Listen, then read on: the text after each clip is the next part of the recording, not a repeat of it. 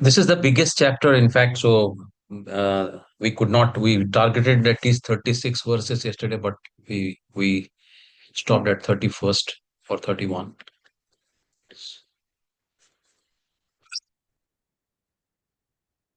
Yeah. So now let me share.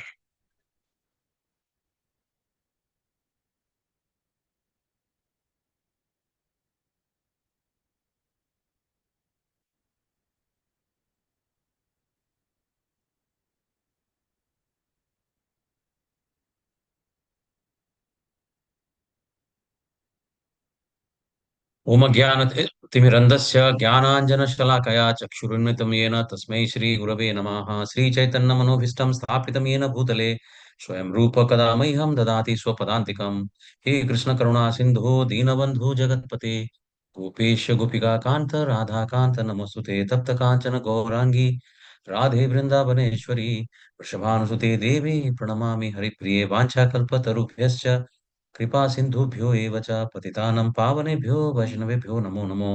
नमो विष्णुपादाय कृष्णप्रेष्ठाय भूतले श्रीमते भक्ति वेदांत स्वामिनिति नामिने। नमस्ते सारस्वते देवे गौरवाणी प्रचारिणे निर्विशेष शून्यवादी पाश्चात्य देशतारिणे। जय श्री कृष्ण चैतन्य प्रभु नित्यानंद श्री अद्वैत गदाधर श्रीवासादि गौर भक्त वृंद।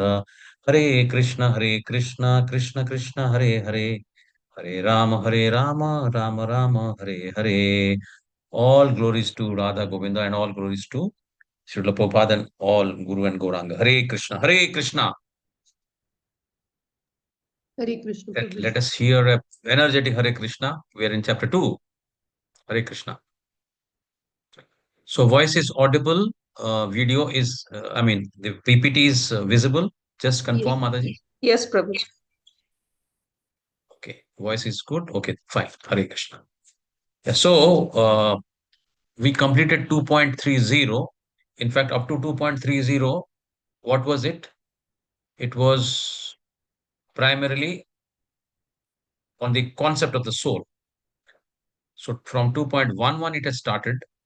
Up just at 2.7, the surrender happens. Karpana doshapata subhava pruchvami tvam dharmanda sammuda cheta yat shreyashat nishchitam bruitan me sishyasteham sadhimam tvam prapannam. And after that, the soul description till 2.30, it went. Now from 2.31 to 2.38 would be on the Karma Kanda. And what is Karma Kanda? Karma Kanda is primarily doing the prescribed duties as per the Vedic knowledge or Vedic scriptures, as doing the prescribed duties. So it will have the good work will lead to good results, bad work will lead to bad results. So there will be punya, there can be papa, all that will be there. And more important is that it will be within the three gunas. It will not go beyond the three gunas.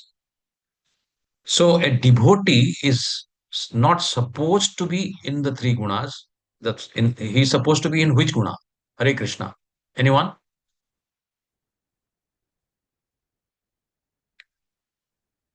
A devotee is supposed to be in which guna? Sattva, Raja or Tama? Suddha Sattva Prabhuji. Shuddha Sattva. And in the beginning, can we be in Shuddha Sattva? No, Prabhuji. Hare Krishna. Right. So Shuddha Sattva is where we do the akarma, so devotional service. But Shuddha Sattva will be where we are chanting Hare Krishna. So absolutely with no offense. So if we are chanting Hare Krishna without an offense, and then of course do everything as per Guru's direction, and in the perfect stage. So this is called a perfect stage. And what is a perfect stage? Perfect stage is the stage where ananya chintayastamam, na anya chintayastamam. So that ananya stage is called the perfect stage. However, in the previous, when we are doing 18 days, then Krishna is so merciful that he had given many choices, many options. That if you are able to, the first thing is that if you can be a Ananya Bhakta. So ananya chintostamam yena paripasate tesam nitya vijuktanam yogakshama bahamyam. Then there is so many. I mean, not this. Uh, Then he says that if you cannot do this, then you do the sadhana bhakti. That is the regular in a regulated way. If you cannot do the sadhana bhakti, then you do niskam karma. If you cannot do the niskam karma, then do something. For me, that means you do uh, something for the temple, something which is related to the work of Krishna, not directly. So first three would be for Krishna, and other three will be like distribution of books and things like that. So all that choices he was already telling in subsequent chapters. Now karma kanda is primarily fight, for gains come from dutifully fighting and losses come from not fighting. So even if Arjuna, Krishna is saying, even if Arjuna, you are not still in a position to understand what I have told you already about the soul. Soul is indestructible, soul cannot be burned, soul cannot be cut. If you do not even understand that, or not at least taking an cognizance of that, then also there is another reason that you should definitely fight, and that reason is karma kanda. And what it says? It says, Swadharmamapi chabhikshana vikampitum arhasi dharmadhi. Yeah, sorry. Dharmadhi yuddhascha shreyoho anyat kshatriyasya na vidyate. So, what is a swadharma? Swadharma is the specific duties based on the varnashrama dharma. So, there is a varna and there is an ashram. So, here, because the person is in the conditioned stage, is not in pure devotional service, so he has not gone to the liberated stage, so slowly and steadily he will go to the liberated stage. So therefore there is a slow and steady process for that. Let me use a pointer if possible. Yes. So what is happening here is that swadharma is coming from the varnashrama dharma. So if Arjuna is a kshatriya, then what is his swadharma? His swadharma is to fight, so he must fight. If he is not fighting, then he is going against his swadharma. So that becomes that becomes a pedestal, or you can say that becomes a stepping stone to further going towards the spiritual concept and slowly getting out of the bodily concept. How? For example, what are the stages? Let's say it starts with brahmacharya ashrama, then it goes to grihastha, then it goes to vanaprastha. So the moment it goes to vanaprastha, already they are leaving their house, all sense objects, from sense pleasures, everything, they're living, and then living in the jungle, in a hut. So slowly, and during executing of the garasa dharma also, what is happening is they are also taking care of their family, their brahmanas, their guru, so many things they're taking care. So there is a way in which the selfish interest slowly gets drilled down, and they are in fact thinking about others. So that thought process is slowly coming due to this varnashrama dharma, because during doing the prescribed duties, they will not be just concentrated on themselves. It is not just a selfish thing. It will at some point it becomes selfless also, because they will be doing for their family, for their if it is kshatriya, then it will for the country, and so on. So it expands from self to others, and finally the aim is to go to Krishna. So slowly in this process, the spiritual understanding goes, and ultimately they go to the platform. But it takes a lot of time. Bahunam janmanamante jnanaman mam prapadyate vasudevam sarvamiti sa mahatma sudurlabha. So they go through this jnana, which is given in the prescribed duties. Then slowly they proceed. But however, a devotee straight away he takes a lift, and that's an example we have given. One is somebody is going in the staircase, somebody is going in the lift. So for devotee, it's a lift straight away from the first day itself in the devotional service. So there is no attachment. So we are already in the transcendental stage. The moment we're chanting Hare Krishna, we are already in the transcendental stage. So all this is not required.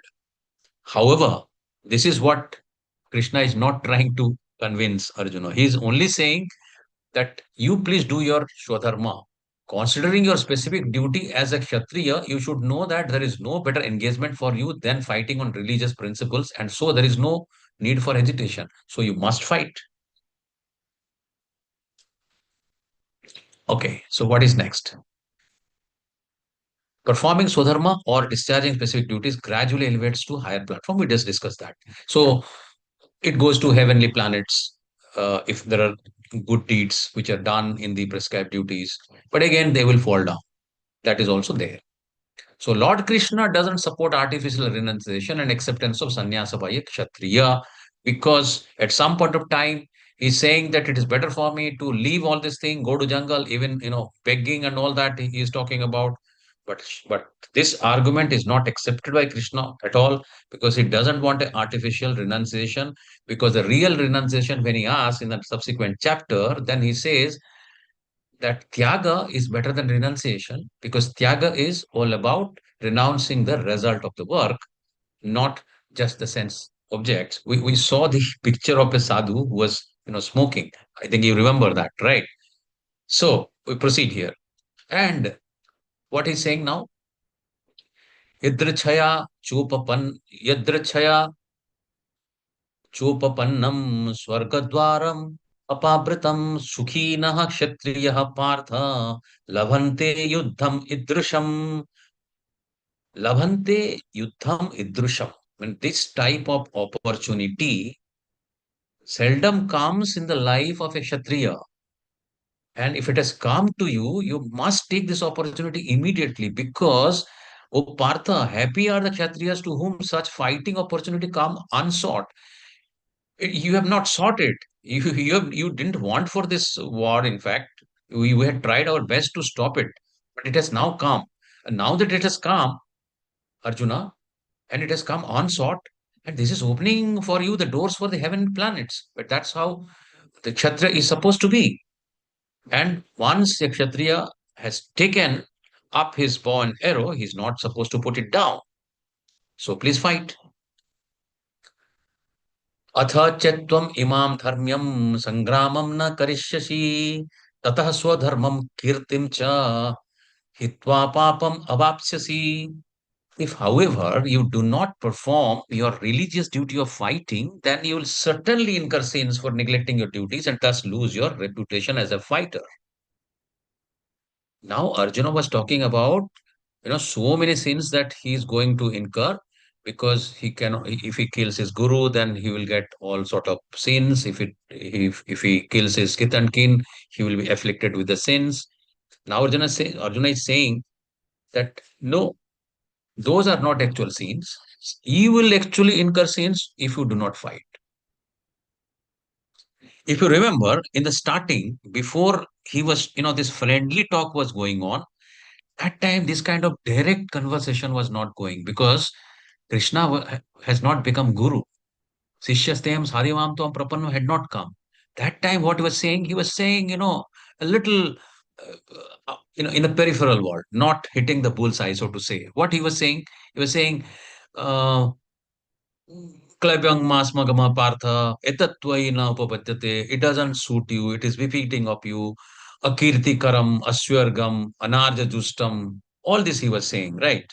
But now he's directly saying, if you do not fight, simply you are going to incur sin. So, if you do not perform your religious duty of fighting, then you will certainly incur sins for neglecting your duties and thus lose your reputation as a fighter. What will happen? You are a great Dhanurdhara, you are the Parantapa, you are Sabyasachi. So many things. If you are a leader and everyone is looking up to you to lead, and what will happen to your reputation, Arjuna? Then Krishna goes on saying, Akirtikaram chapi bhutani kathayishyanti te apyayam संभावितस्य चा कीर्तिर मरणात् Atri मरणात् अतिरिच्यते. So people will always speak of your infamy, and for a respectable person, dishonor is worse than death. See, one question definitely must be coming to your mind. that why suddenly Krishna is saying that dishonor is worse than death, because Arjuna was not afraid of death, and he never said that I don't want to die. He rather was more concerned about his wrongdoing, in the sense that he thought that it is absolutely wrong if I kill my kith and kin. He was not at all afraid about his own death. Now, Krishna is bringing this topic of dishonor is worse than death. What could be the reason? Hare Krishna, Mataji, anyone? I think everyone should participate to say something or other, right? Otherwise, this class will be too monotonous. And Hare Krishna. Am I audible? Am I audible? Yes, Prabhuji. So you can also answer, Mataji. Yes, Prabhuji. Whatever is coming to you. Dishonors. Yeah, for me, yeah. Hello. Yes. Yes, yes. Hare Krishna. Like for a Kshatriya, dishonor is more valued to him. Yeah, for a Kshatriya, honor is life. That we know. For a Kshatriya, honor is life, dishonor is death. There's no doubt about that. Yeah. But why this topic is suddenly being brought Yes. by Krishna? Krishna at this moment, because it is now in this, particularly from 31, it was on the Karma Kanda, means basically on the material concept. So he's trying to now convince him on the material concept, and he's straight away going psychologically to the mind of Krishna, who is a fighter. And a fighter would never like to hear, these kind of things. So he's invoking shame, pride, and duty all together at the same time. So he's saying dishonor is worse than death. So would you like to go for this, Arjuna? Then again, Bhayadranat Uparatam Mamshante Tvam Maha Ratah Yesam च त्वं बहुमतो भूत्वा यस्यसि लाघवम्. The great generals who have highly esteemed your name and fame will think that you have left the battlefield out of fear only. Thus, they will consider you insignificant. Are you going to enjoy this? Is it not same as death for a honorable, such exalted archer like you, Arjuna? I mean, what is this you are doing? You want to drop your bow and arrow and want to beg on the streets? What will happen?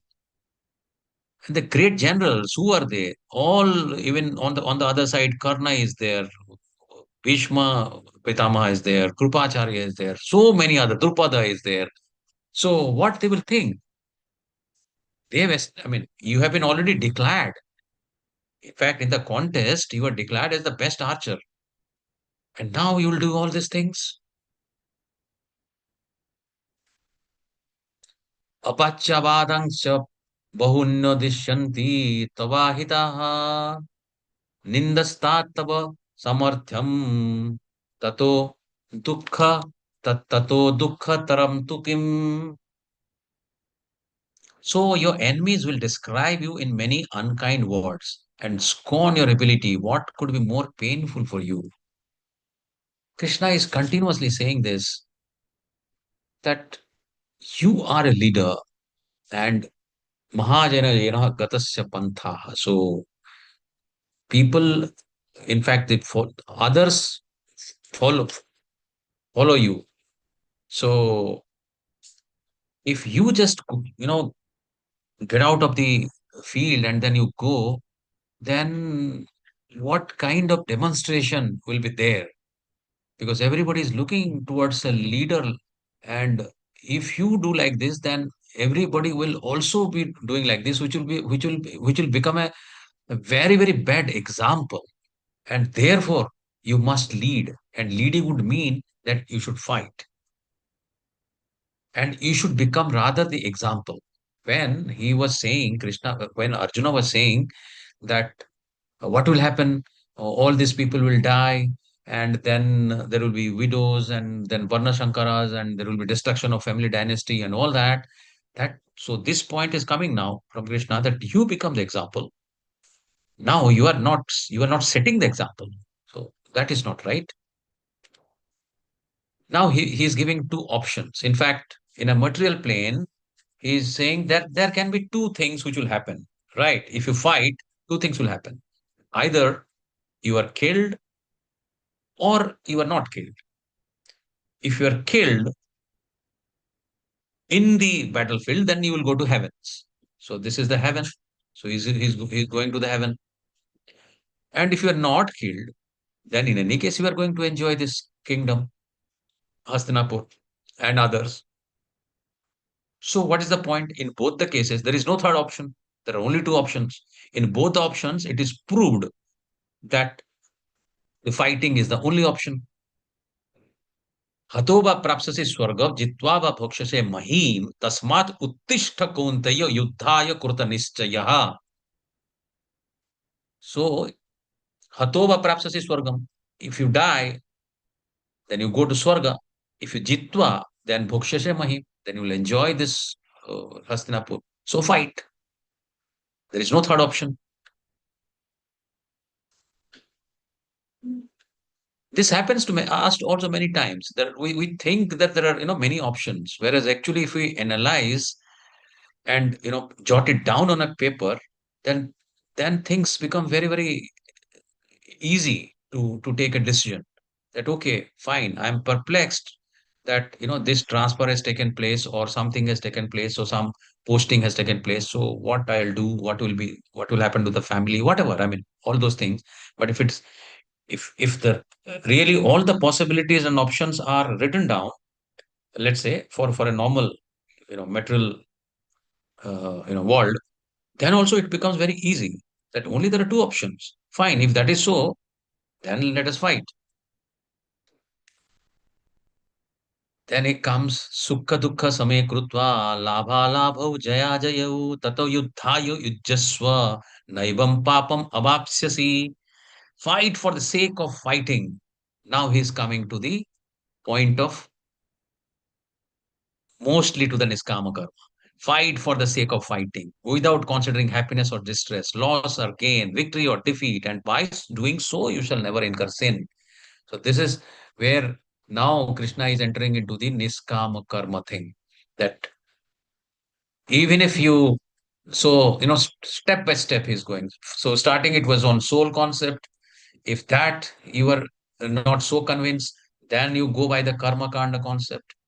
If not that, then you should fight, because this he's giving the formula of no sin, like he has given the formula of peace, Voktaram Yaggatapasam. Similarly, he's given a formula of not doing this while doing the job, while carrying out all our duties, but remain sinless. What is that formula? This is the formula that you should not think about the labha labha jaya jaya. The moment you do not think, you do not get attached, then you do not incur any sin, Arjuna. I think we was talking about the double slit experiment yesterday. The moment somebody wants to measure, then light behaves like a particle. So the summary section now we move to 2.39 to 2.53. Buddhi Yoga, Niskama Karma. So fight, but fight without any reaction. And how the reaction will not come? If you do not think about the result. You do not think about the result means you should at all not, that thought itself should not come, that what if I don't win? What if I get defeated? The moment the thoughts are not there at all, then you are doing an Niskama Karma. Because you are fighting for the sake of fighting, because you are Kshatriya, so you are supposed to fight in the battlefield, so you are fighting. That's all. एषा तेभि हिता शंखे बुद्धिर्योगे तिमां शृणु बुद्ध्या युक्तो यया Partha कर्मबन्धं प्रहास्यसि. So, now three things are coming out. That thus, for I have described this knowledge to you through analytical study. So far, it was Sankhya philosophy which was going on. Although a little bit of Karma Kanda was there, but up to 2.30, it was mostly Sankhya. And Sankhya is about the analytical study, which goes to meditation and then Samadhi, all renunciation, all that happens in Sankhya. But now, Krishna is going to say something very, very different. That is about the Buddhi Yoga. Now it is, now listen as I explain in terms of working without fruitive results. O son of Partha, when you act in such knowledge, you can free yourself from the bondage of works. We dealt this question before also. Again, Arjuna will ask, when now Krishna is going to explain about the Buddhi Yoga, in the third chapter and the fourth chapter, he is going to ask again, what is better, Krishna? Should I leave everything? Should I renounce and go to the jungle?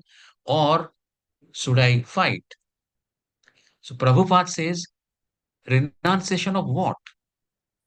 You can renounce something only when it belongs to you. If nothing belongs to you, what is that? Isha Vasham Idam Sarvam. Everything is of Krishna's. If my body is not mine, my thoughts are not mine, my mind is not mine, nothing is mine.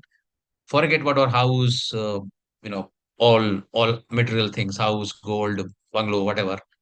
So nothing is mine. So what is that we can renounce? So Prabhupada say it is not possible to renounce. So therefore, not required. Just do a, just convert, just convert the taste to a higher taste. Because in any case, your son, you will come to this after some time that Indriyani Pramathini will come. So therefore, the senses have to be employed in any case, because even if the sense objects are out, even if you have stopped, enjoying the senses and, come back to the Banafrasa stage in the, Sankhya way, then also the previous experience will be there and thereby previous taste will be there. So the only way out is to divert the taste to a higher taste, which is transcendental service to Krishna. So using our eyes, using our ears, all the five senses for Krishna. We know the process. We know the Navada Bhakti process, and that is the only process. So 11 through 30 is basically Jnana Yoga, 31 to 38 is Karma Kanda. Now the process for purifying through Niskama Karma he is going to say. So all this is going to purify, so that unless this purification process happens, then will not be in the Shuddha Sattva. To go to the Shuddha Sattva, in fact, the purification process is required. And how does it happen? The first purification process happens when we start chanting. I hope everybody started chanting at least one mala. You have committed to yourself. So you are definitely doing one mala. That's what I assume now. So let's go what he's saying in the Buddhi Yoga now. From 2.39 onwards, he will talking about this is something which we should, in fact, as the devotee of Krishna, this is something we should remember always. And if you remember it always, then our journey in the spiritual Krishna consciousness, if anything happens or for some reason there is a little digression for whatever reason, then this particular verse will bring us again to the track. Neha vikrama nasosti prattabhayana vidyate swalpamapi asya dharmasya trayate mahato bhayat. Neha vikrama nasosti pratyabhayana vidyate. Even a little endeavor, very little endeavor in this means what? In this devotional service, in this transcendental devotional service, a little endeavor, it will never, never vanquish. It will be there eternally, permanently. That is the beauty of it. And Swarpamapyasya dharmasya trayate mahato bhayat. A little advancement on this path can protect one from the most dangerous type of fear. And what is the most dangerous type of fear? Hare Krishna. What is the most dangerous type of fear? Hare Krishna. Can anyone answer? Is it death? No. देहिनस्मिन् यथा देहे कौमारं यौवनं जरा तथा देहांतर प्राप्ते धीर तत्र न मुह्यति. So now you all of you are dhira. So death should not now create an issue. So it is all four. In fact, not only death. So all four which happens and particularly revolving in this birth and death cycle, not just death. See, if there is one death and you we get liberated and go to Golak Vrindavan, is a big issue. Hare Krishna. That's not a big issue. No, What is not. big issue? Right. So what is the big issue? The biggest problem is, the biggest fear is that we'll be circling in this 84 lakhs of species. We do not know how many lakhs of years.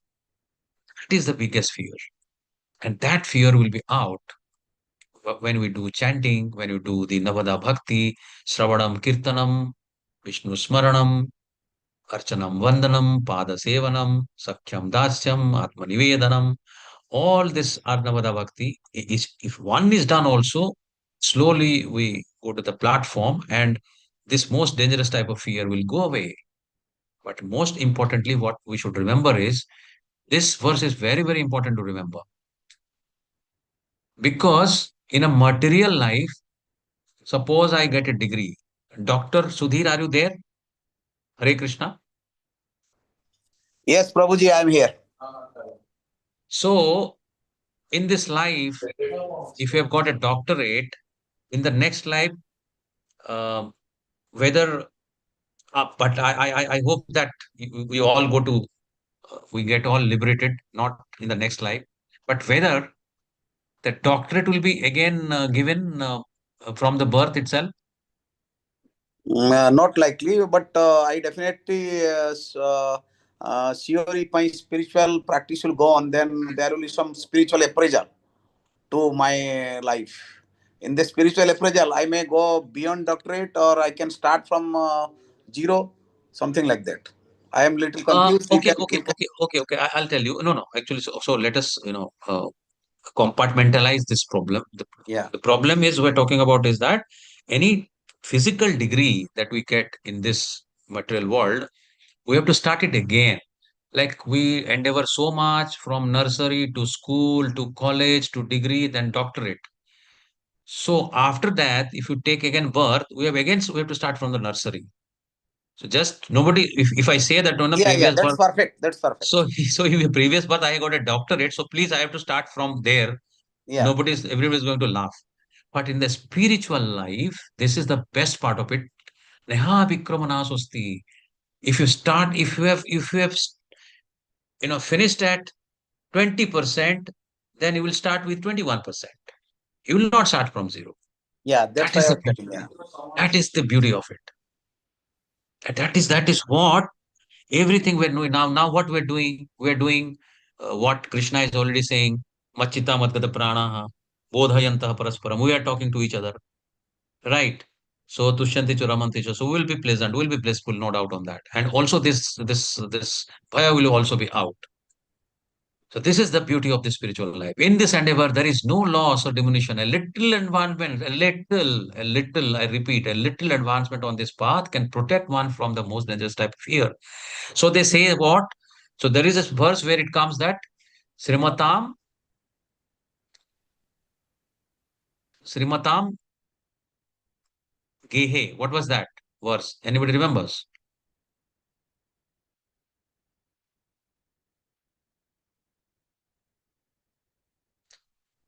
So Krishna makes the arrangement. If somebody has done, a little advancement in the Krishna consciousness, then he makes an arrangement that the ecosystem is made in such a way that he's either born in a mercantile family or in a Suchinam, Simratam Gehe, or in the family of an austere family to further, proceed with from where he has started.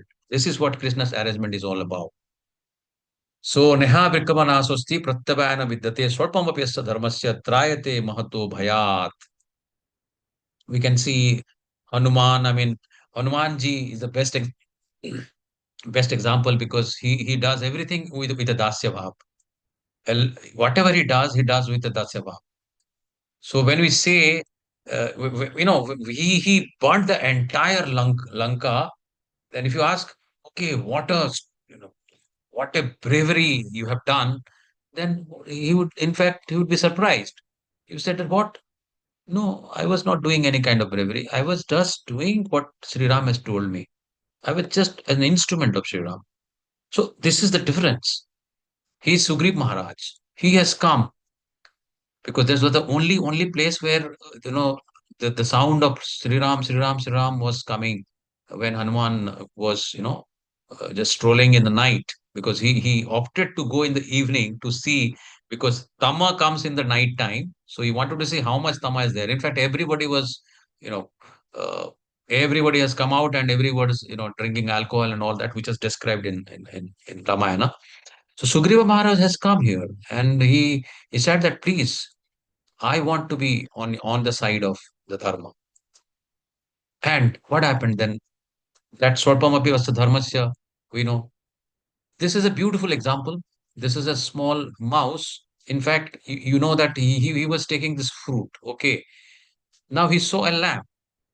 He thought that is also a fruit. So he went there and then he went so runningly that in fact he jumped on it and he died. Now that was taken as a arati and he got mukti. So how many type of muktis are there? Hare Krishna. How many type of muktis are there? At Punya Lila Mataji will actually she knows it, I know. So please tell everyone. Sayujya Mukti, Samipya Mukti, Sarupya Mukti. I forgot Prabhuji, actually. Okay. So Sayujya, Samipya, Sarupya, Sasti, Sasti, Salokya. and Salukya. So if you go to the same abode, then it is Salukya. If you're nearer to the god, then it is Samipya. All the devotees get either Sarupya or Samipya. The demons get generally Sayujya. And Sasti, of course, some devotees who actually, worship that way, that they want to have the opulence as the same as Krishna, then they get Sasti. Okay, so let's proceed. व्यवसायत्मिका बुद्धिर एकेन कुरु नंदन बहुशाखा हि अनंताश्च बुद्धयो Vyavasayinam, those who are on this path are resolute in purpose and their aim is one. The intelligence of those who are irresolute is many branched. Now Krishna is saying, please do not go by the flowery language of Vedas. Vedas definitely, you know, comes to the platform of prescribed duties and it becomes a platform for Krishna consciousness. However, devotional service is the best thing. And you are, in fact, Arjuna is already a great devotee. He's the Visakha Sakhi. So it is not required. What is important is that to go back to Krishna, all these branches of various methods are not required. What is required is the you know, uh, direct connection to Krishna or direct yoga with Krishna, which is nothing but chanting and this Navada Bhakti. It always goes there only. We can see what our acharyas have done. We can see what Srila Prabhupada has done. They are all resolute. We know the story of Srila Prabhupada, how resolute he was. He was, in fact, sleeping only for 2-3 hours. He was waking up at 12 o'clock and then he starts, writing and translating Bhagavatam. In fact, when in his last moment, in fact, we should read Bhagavatam and, there are beautiful prayers there and particularly Bhishma Deva's prayer is very, very important. So in Bhishma Deva's prayer, we can actually compare with Srila Prabhupada. That he is a real devotee who is a real devotee who can remember Krishna at the time of the death. The test of a devotee is that. And in any case, a devotee constantly chants, so it goes without saying that he will remember this. So therefore the practice, therefore the sadhana bhakti, and this resolute, determination which is required. So now Arjuna is thinking. Now he was telling me to fight. Now he's talking about buddhi yoga, vivasatmika buddhi. So what should I do? Should I now drop everything and now start chanting Hare Krishna, or what should I do?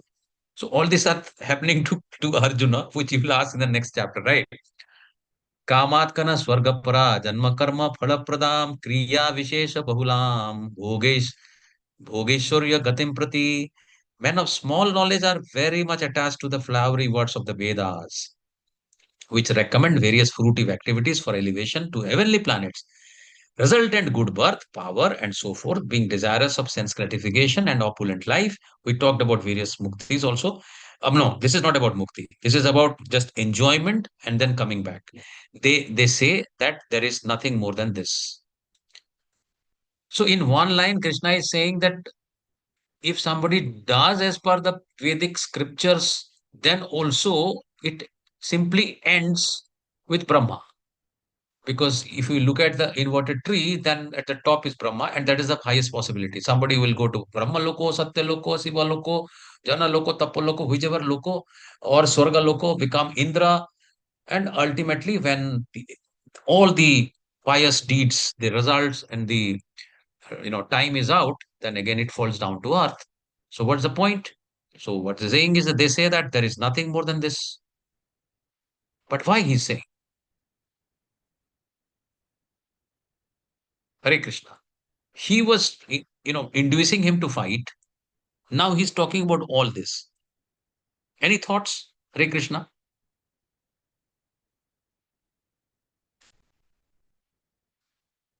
We are in an analytical, Sankhya chapter. So I think this analytical mind also should work. Hare Krishna.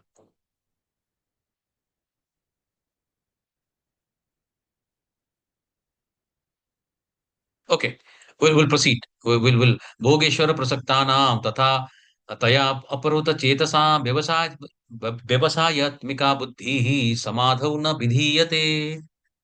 Bhogeshwar प्रसक्तानाम तया परहत चेतसाम व्यवसायत्मका बुद्धिः समाधौ न विधीयते. In the minds of those who are too attached to sense enjoyment and material opulence and who are bewildered by such things, the resolute determination for devotional service to the Supreme Lord does not take place.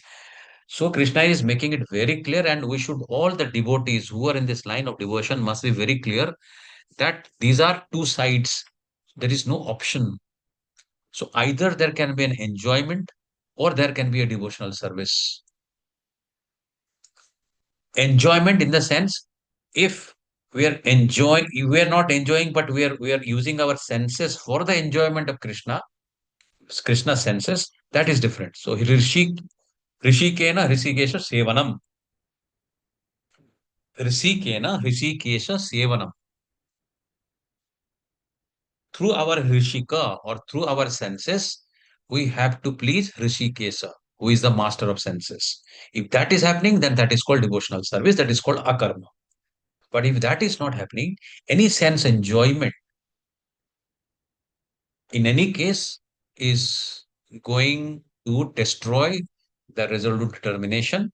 And we had umpteen examples. We have great rishis, we have Vishwamitra, we have Durvasa, we have so many people who had done severe austerities and tapasyas which no one can do in Kali Yuga. But we know that many times how they got, attached to the apsaras and so on. So here we see what on the right hand side, we see that he's leading a very, very simple life. He's not trying to have so many, enjoyment objects. He's just having just three things. There is a small house, there is a small land, and there's a cow. And Prabhupada says, nothing else is required. For a devotee, nothing else is required. All these three will give him everything, and rest of the time he will devote his time for Krishna. And if you water the roots of the tree, then all the branches will automatically get watered. So once he devotes his life to Krishna and serves Krishna, then all the other demigods will also get the same thing because Uktaram Yajnatapasam. Okay, so now Traigunya Visaya Veda Nistraigunya Bhavarjuna Nirdvando Nitya Sattwastho Niryogo Kshema Atmavan. The Vedas deal mainly with the subject of the three modes of material nature. And what are the three modes? Sattva, Raja, and Tama. And we also discussed this in 18 days. Sattva, in any case, Sattva is also doing some very good, deeds, and ultimately he might go to the level of Brahma or maybe Indra, etc., etc. This and Raja is doing only the fruitive activities, endeavoring, limitless endeavoring, and then he is coming back to enjoy on the earth. But Vedas deal with mainly with that. So, O Arjuna, become transcendental to these three modes. What is transcendental? What is the meaning of transcendental in this context? Hare Krishna. Hare Krishna, can I get an answer? What is transcendental?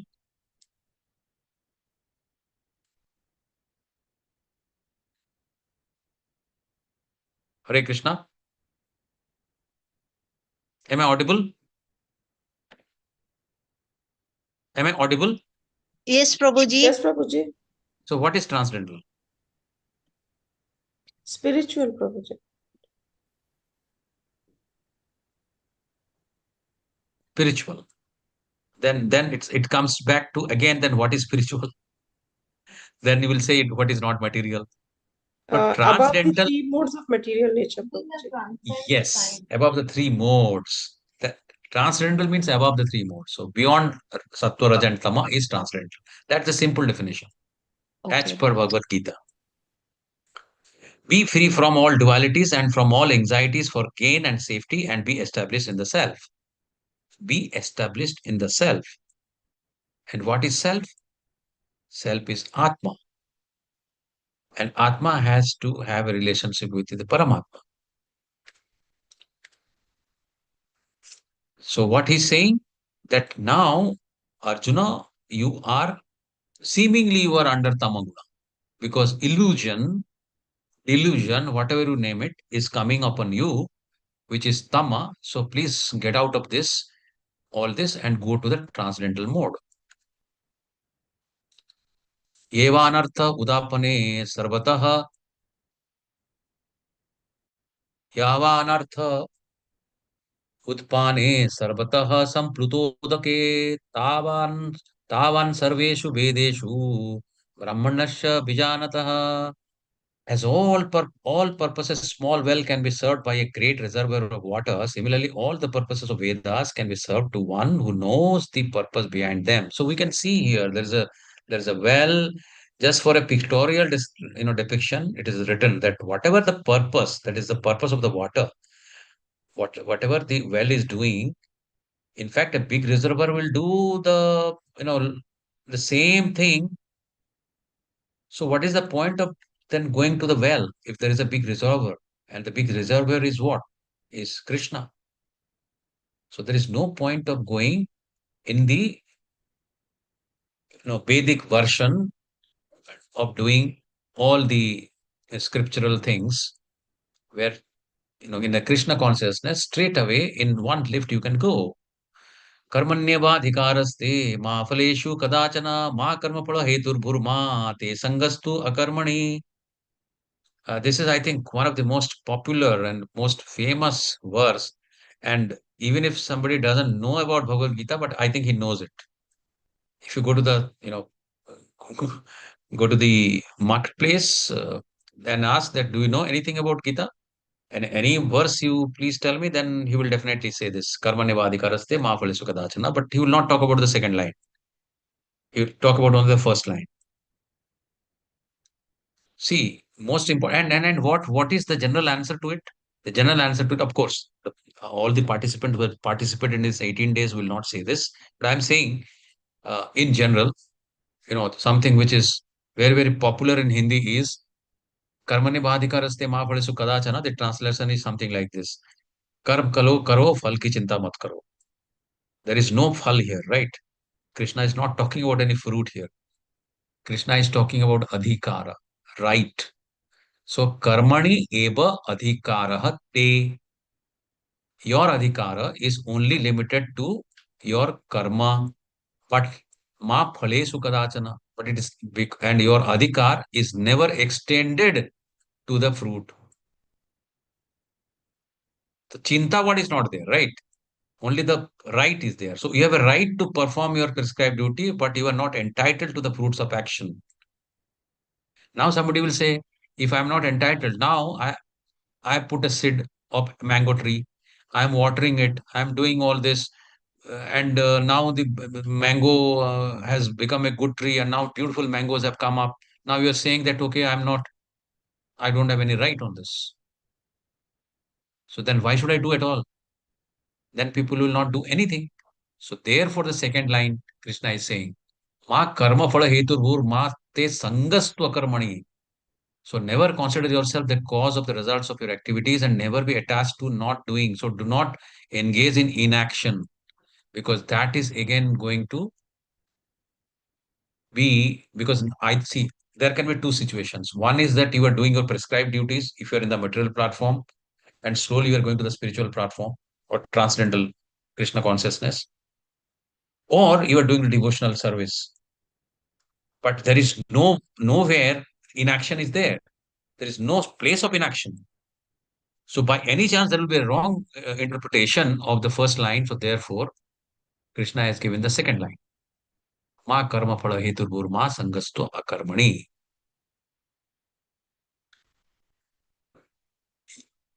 This is one of the beautiful verse. Yogastha kur karmani sangam tyaktva dhanam jaya siddhi asiddhyo samo bhutva samattam yoga uchyate. So yoga's definition is given here. Samattam yoga uchyate. Although yoga is connection with the God, connection with Krishna, that's the yoga. But another definition is also given here, that samattam yoga yuchate. So perform your duty, equipoised, abandoning all attachment to success or failure. Such equanimity is called yoga, which later on will come as a Padma Patra Vibhambasa, which will be the actual example, like that of the lotus leaf. That is called yoga. And in fact, if someone comes to this stage of equanimity, then he is in fact eligible. If then he becomes purified, and then he becomes eligible for the transcendental service. So this is not the end of it. It is the stage or stepping stone for the ultimate. Dureno havaram karma buddhi yoga dhananjaya buddhau saranam anvicha kripanaha phala hetavaha. So keep all abominable activities far distant by devotional service. And in that consciousness, surrender unto the Lord. Lord, those who want to enjoy the fruits of their work are misers. So the Krupana word is again coming. So who are my misers? Misers are people who have something but who do not give it.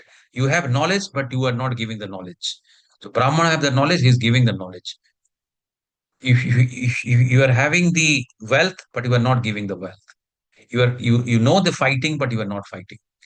So this is called Karpanya dosha, which he said in the 2.7. Now what Krishna is saying, that keep all these abominable act, keep it distance and put yourself in the devotional service. Now, what are the four defects which do not allow us to perceive Krishna in our normal way, and unless we go through the parampara and through the eyes of Shastra and through the eyes of the Guru? So what are those defects generally we have? Four defects. Anyone? It is written here in any case. The four defects are illusion, the defective senses, committing mistakes, cheating propensity. All these are defects. So with these four defects, it is very difficult to have the perfection of perfect perception of the absolute.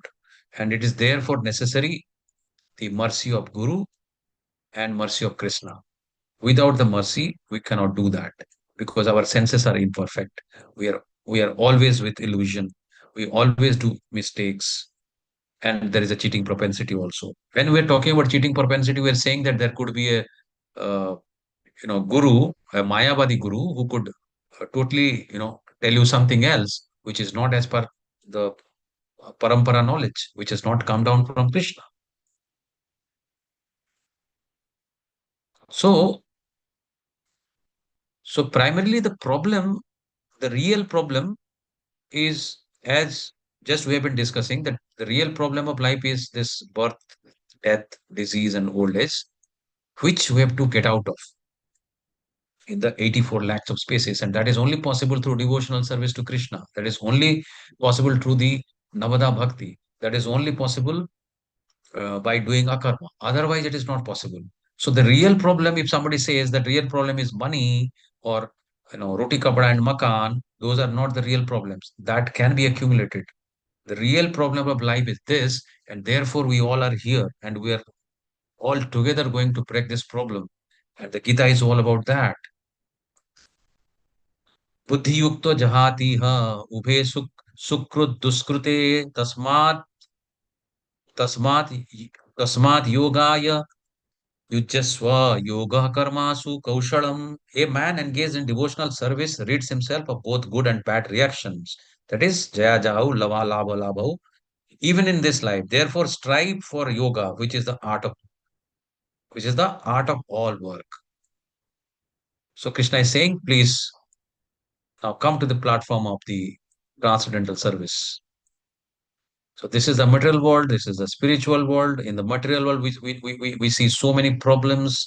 Janma mrityu jara vyadhi, all this is happening. Transmigration of soul is happening.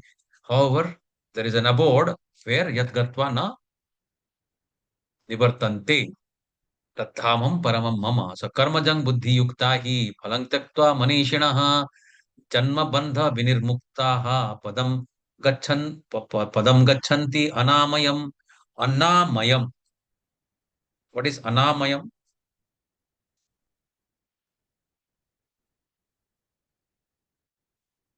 What is anamayam? Of course, here it is saying the amaya is what all about. Anamayam is, in general sense, it is basically any kind of problems, any kind of disease, problems, and all that. But the disease in this planet is about birth, death, old age, and disease. This is the actual disease. So, by thus engaging in devotional service to the Lord, great sages or devotees free themselves from the results of work in the material world.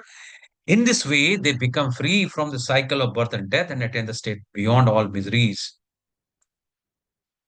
So Arjuna, you come to the transcendental service. So, what Krishna is going to say?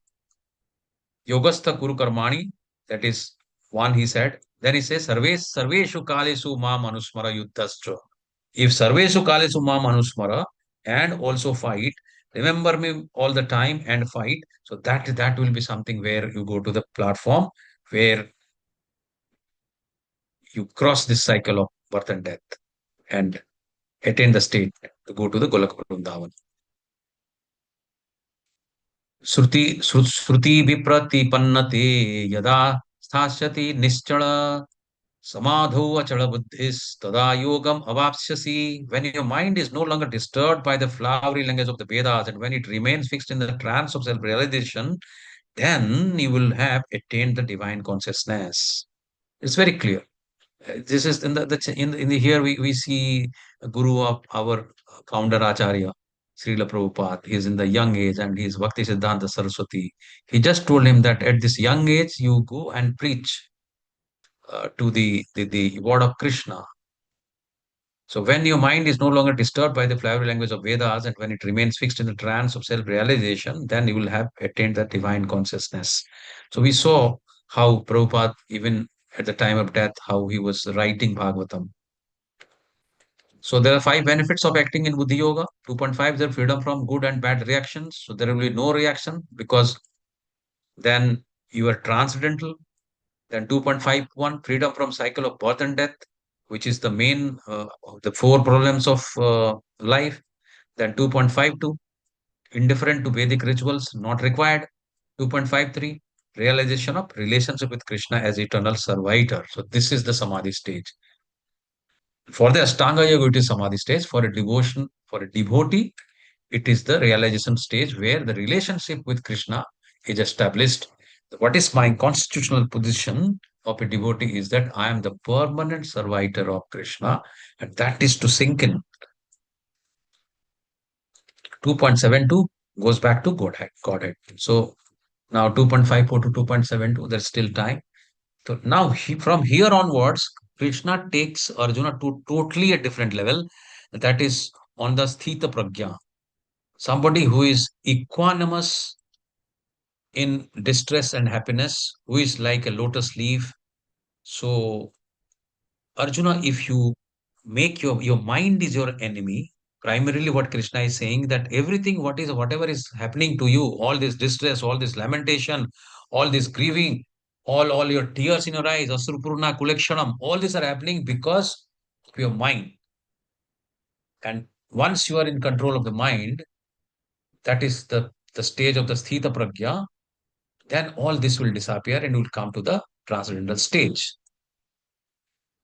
So this is what our material world is all about. It is a inverted, perverted tree. We saw that on the top is the Brahma. And then there are leaves, which are Vedic hymns. There are branches, and there are innumerable branches. So the living entity is just taking birth. If they're doing some good deeds, then they're going to the upper branches. That is the upper planetary systems. If they're doing some papas, some bad deeds, then they're going down to the lower planetary systems. So all that is going on in this material world. So when your intelligence has passed out of this dense forest of delusion, this is the dense forest of delusion, and you shall become indifferent to all that has been heard and all that is to be heard. So Krishna is in fact saying that all that has been heard by the Vedas and what all that is going to be heard even if by someone else, that is not required. What is required is you have to get out of this delusion. And the only possibility of getting out of this delusion is to cut this tree or the branch, cut this tree with the axe of detachment. Then Arjuna will ask now so many things because Krishna has, uttered the word Sthita Pragya. So now he will ask various things, that how does a Sthita Pragya talk? How does a Sthita Pragya walk? How does a Sthita Pragya language? So in a way, this is in a metaphorical way. Actual thing is that what are the various qualities of a Sthita Pragya? That is the main point. So Sthita Pragya sa ka bhasa samadhisya kesava sthitadhi king prabhashate kimasit prajate kim. Arjuna said, "Oh Krishna, what are the symptoms of one whose consciousness is thus merged in this transcendence?" So he wants to know that what happens, in fact, to whom, who is already in this state, who is already sthita pragya. How does he speak? What is his language? How does he sit? How does he walk? All this question is asking. So these are the symptoms which are now being discussed. Symptoms, speech, how sits, how walks, in all this thing. So features and characteristics of buddhi yoga. What happens? So freedom from karma bandhanam, that is from the fruitive work. Then saved from greatest danger, that is basically the cycle of birth and death. Then no no loss or diminution, that is primarily pratyabhayana vidyate. Then resolute determination, that is vyavasayatmika buddhi. Then freedom good of bad reactions. Then free from cycle of that we have discussed, indifferent to Vedic rituals, not required, and realization of the Supreme Personality of Godhead and return to Godhead. This is what will happen. So we can see, in fact, all these symptoms. We can see how, if we look at our founder Acharya, our various other Goswamis, we can see how engaged they are, how they are immersed. In fact, these people are not even Indians. They do not know what is bhakti, but they are so immersed that they are all dancing with Prabhupada. And how does it react? He's always 24/7 in the thought of Krishna. Whatever Krishna has said in Gita, each and everything, and not only Bhagavad Gita, in Bhagavatam also. So what is the difference between Bhagavad Gita and Bhagavatam? So Bhagavad Gita, Krishna himself, says, and Bhagavatam is about Krishna. Prabhupada is an example of best demonstration of what a devotee, a resolute devotee is all about. And he's mentally, when senses are withdrawn from sense objects, how it is situated. So we'll have an example of the tortoise. All this we have seen, how he walks, all this we have seen. I mean, we look at our acharyas, all of them have demonstrated the actual quality of a devotee. Sri Bhagavan Vacha Prajahati Yada Kaman Sarvam Partha Manogatan Atmani Evatmana Tushtaha Sita Pragyas Tadochyate. The Blessed Lord say, "O Partha, when a man gives up all varieties of sense desire, all varieties of sense desire, so it could be, all the five senses. So all these are varieties. So basically, it is not just five varieties, it would be the multiple of five.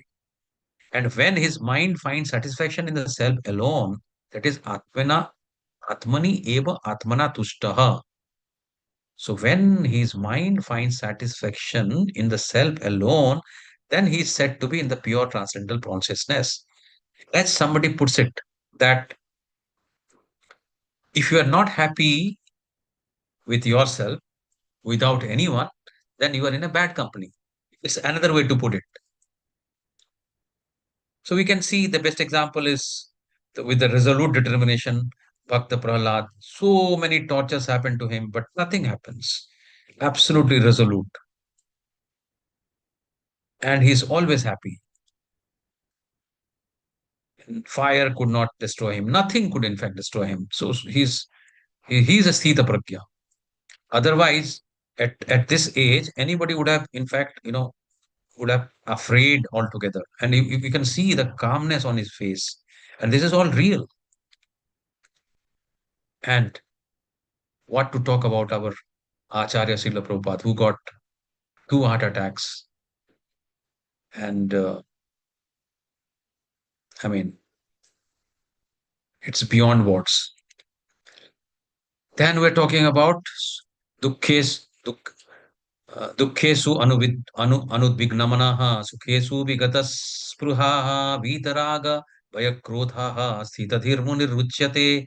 One who is not disturbed in mind even amidst the freedom in the threefold miseries, or elated when there is happiness, and who is free from attachment, fear, and anger. So, attachment, fear, and anger is called a sage of steady mind. So one by one, now Krishna is explaining to the question of Arjuna that who is a person who stays in the state of a Sita Pragya. So, Tasya you will mark this statement. Tasya pragya pratisthita. Tasya pragya pratisthita. Tasya pragya pratisthita. All this will come. So different examples will be given. So dukkhesu anudvigna manaha sukhesu vigatasparaha. So he's neither too happy, because of some kind of pleasing incident, nor he's sad even if some distress has come. So you all have all the situations in our life. Somebody is fighting in corporate, somebody is fighting in the army, somebody is fighting in the business. All these are happening. And it is not that these fights are, somebody's fight is uh, you know, more important than some other's fight. Every fight is equally important. And that much of engrossing for the same person. Yaha यह स- य- यह सर्वतान अभिस्नेहस तत्तत्प्राप्य शुभाशुभम नाभिनंदति न द्वस्ति तस्य प्रज्ञा प्रतिष्ठिता. This is what is coming. So whose pragya is pratisthita? That means whose pragya, or who is in the perfect knowledge. Now he's explaining. So in the material world, one who is unaffected by whatever good or evil he may obtain, neither praising it nor despising it, is firmly fixed and perfect knowledge. How? It seems really difficult But but we see some people around. He might not have even gone through the proper study of Bhagavad Gita, but we see people, some people around us who do not get disturbed. Even even there is a great joy, they do not jump, neither they start crying when some distress happens. We see such people, right? So tasya pragya pratishtita. And this is the beautiful example of, control of senses. Like the tortoise. The tortoise is given an example that how it, takes back his limbs when it is touched. Similarly, the person whose pragya is pratisthita, or who is in the perfect, he is firmly fixed in his consciousness, that person is able to simply, withdraw his senses from the sense objects as the tortoise draws its limbs within the shell. So what is it like? It is something like if there is an, luring thing outside. Let's say there is an ice cream, whatever it is, then immediately it withdraws. It doesn't mean that, there is a craving and he's controlling. No, we're not talking about control. We're saying that he's simply taking it back. So there is no perception now. Okay.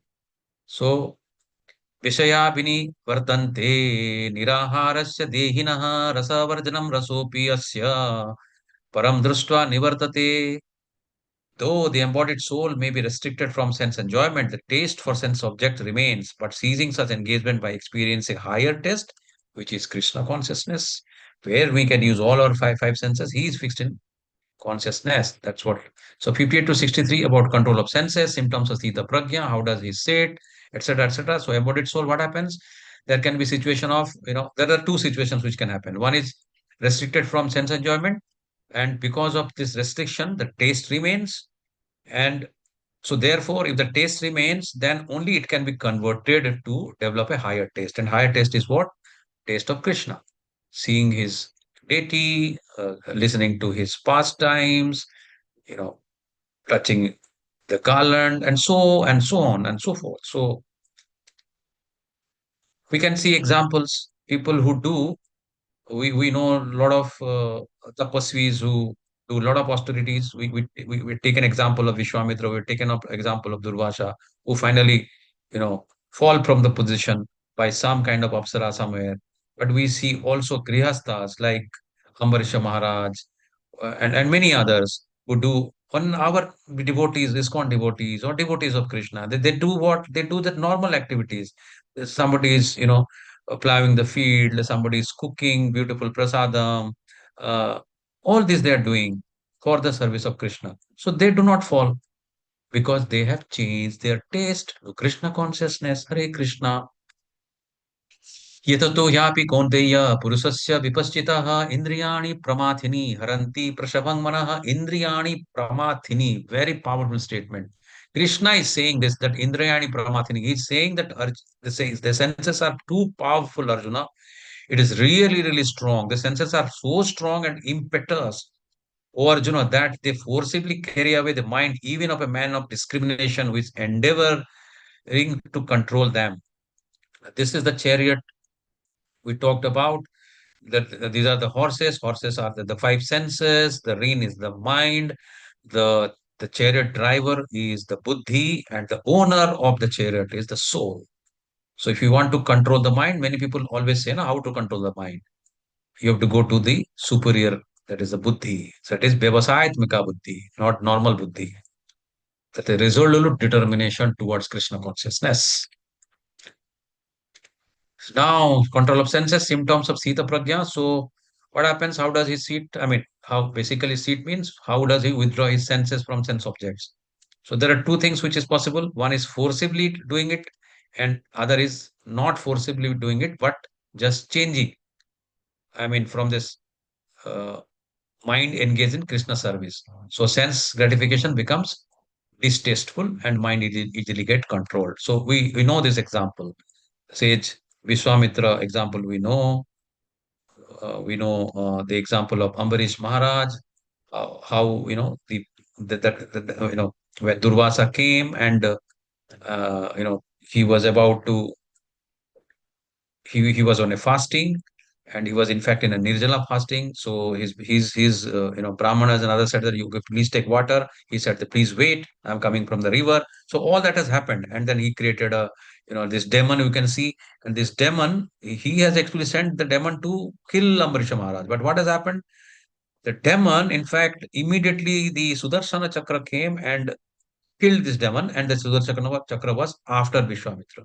Now Vishwamitra is going everywhere. He's going to Shiva Loko, then he's saying it is not my department. He's going to Brahma. He said, I can't do. Then it goes to Vishnu. Vishnu says, what? I don't know. Sudarshana just slipped away from hand because Sudarshana takes care of the devotees.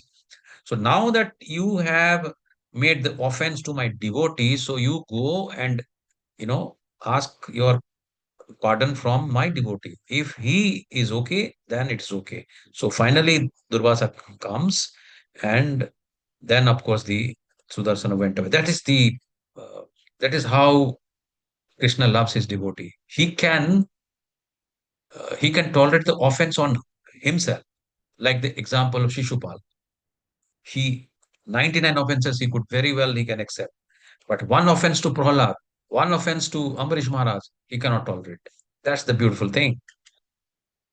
तानि सर्वाणि संयय युक्त आसीत् मत्परः पशो हि यस्य इंद्रियाणि तस्य प्रज्ञा प्रतिष्ठिता. Tasya pragya pratisthita is coming again and again. That so these are the various uh, these are the various ways in which uh, you know he controls his mind. So one who restrains his senses, keeping them under full control, and fixes his consciousness upon me is known as a man of steady intelligence. Who is this person on this side? Anyone? We have crossed the time, so we'd stop here. I think we have not completed, but we have to stop, or we can go a little also. Let's go. Arjuna's further down.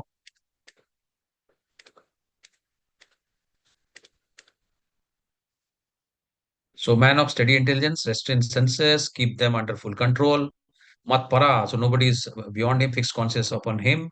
So all this can happen only by constantly engaging all the senses in the service of the Krishna, because Paramatma burns up all the impurities in heart. So if we try to forcibly do it, then it is just not possible. Prabhupada has also said, it is just not possible. So do not try. So all this, torture to the body, he has discarded all this. In fact, Krishna has also discarded in a way, because he said that this is very difficult, Arjuna.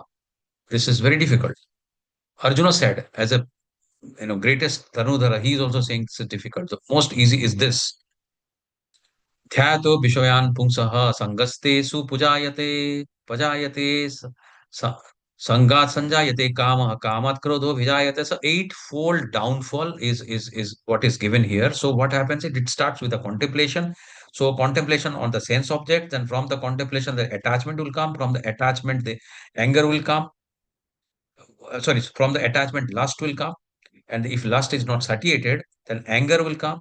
If and from anger, what will come? The complete delusion arises, and from delusion, bewilderment of memory. And when memory is bewildered, then intelligence is lost. And when intelligence is lost, one falls down again into the material pool. We can take any example which is given on the right hand side, and how this eightfold downfall happens to everyone. If you take an example of alcohol, also the same thing. It starts with just thinking about the alcohol, then attachment, then lust, then if it doesn't get alcohol, then anger, and then the complete fall down. All this happens, right? So contemplation, this is what happens. So contemplation of objects, it brings attachment, it brings lust not satiated brings anger gives to delusion means ultimately giving the bewilderment of memory. So in the example of alcohol, what has happened is that he had made an accident, went to jail under the influence of alcohol, but he doesn't now remember that. So therefore, the bewilderment of memory is there. And then finally, absolute loss of intelligence, what happens? And there's a complete fall down, what happens. So, raga dvasa vimuktastu vishayanindriyascharan atma vashayir vidhiyatma prasadam adhigachati. But a person free from all attachment and aversion and able to control his senses through regulative principles.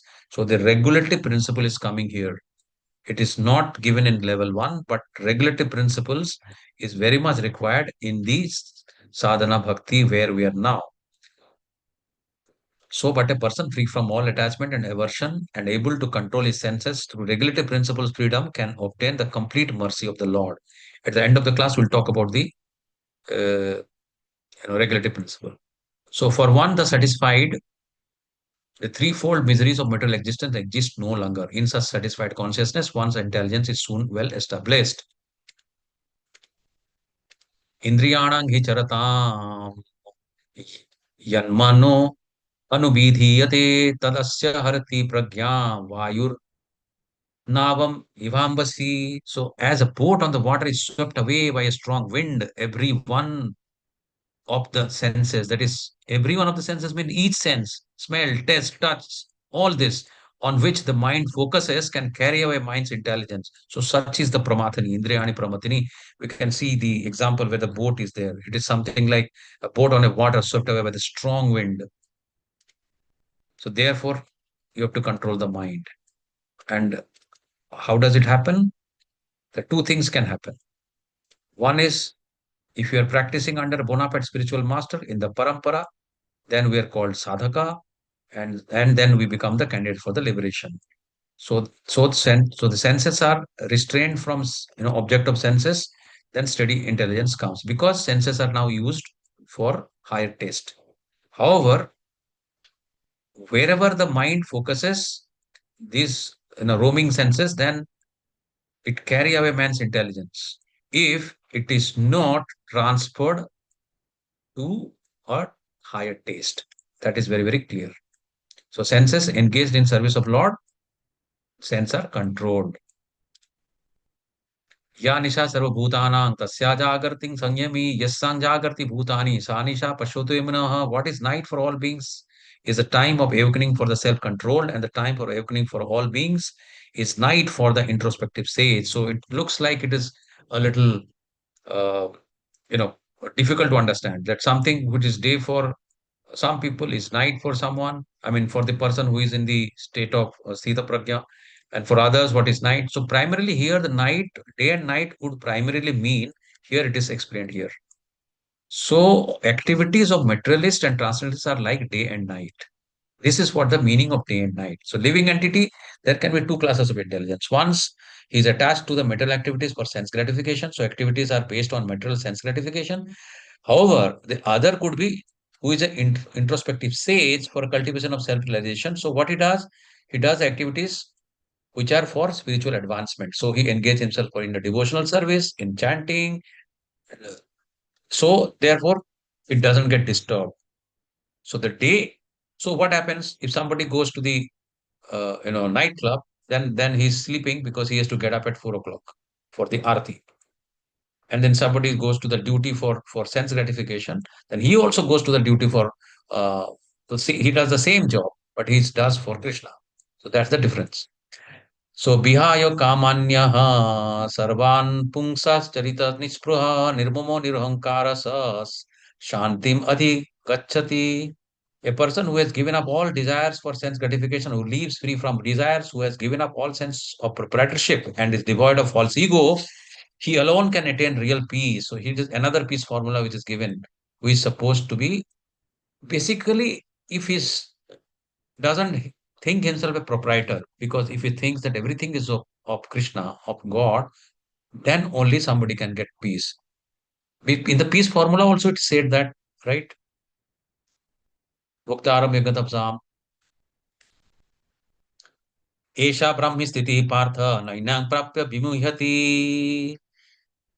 Sthitavashyam antakalepi brahmanirvanam ruchati. That is the way of the spiritual and godly life, after attaining which a man is not bewildered. If one is thus situated, even at the hour of death, one can enter into the kingdom of God. We can see our Bhakti Vinod Thakur here. So this is the end of the chapter. Vancha kalpaturbhyascha kripa sindhu vevacha patitanam pavanebhyo vaishnavebhyo namo namah. Hare Krishna, Krishna Krishna.